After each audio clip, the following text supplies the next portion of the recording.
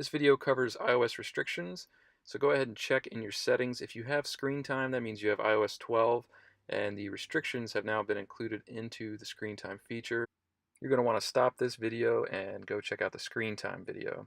If you don't see screen time here, we can go ahead and move forward with iOS restrictions. Okay, to access your restrictions on an iOS device, you're going to want to go into Settings. From there you choose General, and it'll take you to the General page. Next, you're going to want to look down at the bottom and choose Restrictions. They're currently off. Now it's going to ask you to enable restrictions.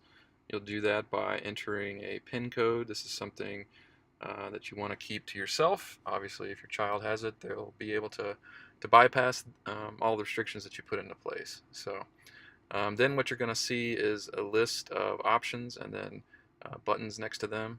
You just simply turn them on or off. Some good things to take a look at are Safari. You don't want to give them wide open access to the internet, then you can choose that. Another one, CarPlay, no need for that. iTunes Store, installing apps, and in-app purchases, those are things that I usually recommend to be turned off just so you can sort of monitor what kind of activity is happening there. This will require your child to come and ask you anytime they need to access one of those features. Beneath that is the Allowed Content panel. This is the area where you will be able to choose from the different ratings for different types of media, such as music and news. The explicit content, you can turn that off for bad lyrics and things like that.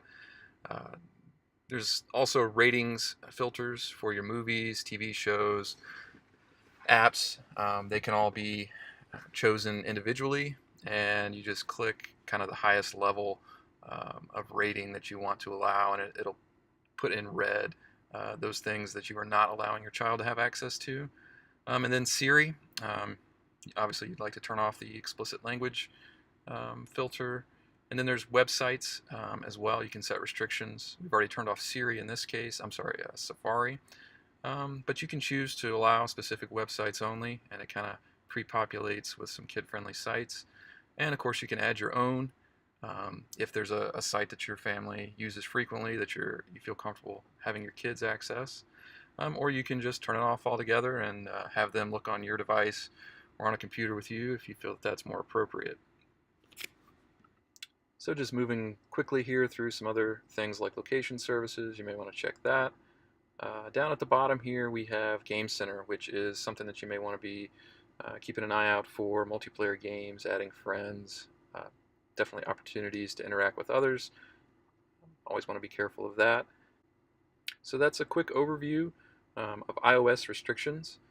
As you can see, it's a pretty user-friendly interface, turning things on and off, choosing ratings that are appropriate for your children. It's been pretty effective in our family. We've used it for years. Now, this was replaced in the iOS 12 update by Screen Time, and Screen Time added a lot of functionality to the restrictions. It's really a nice feature that was added. But if you're still using an older device, which I know many children do, maybe an iPad mini or an older iPad that doesn't update to the latest iOS, then you'll want to be using restrictions because that's all that's offered prior to iOS 12.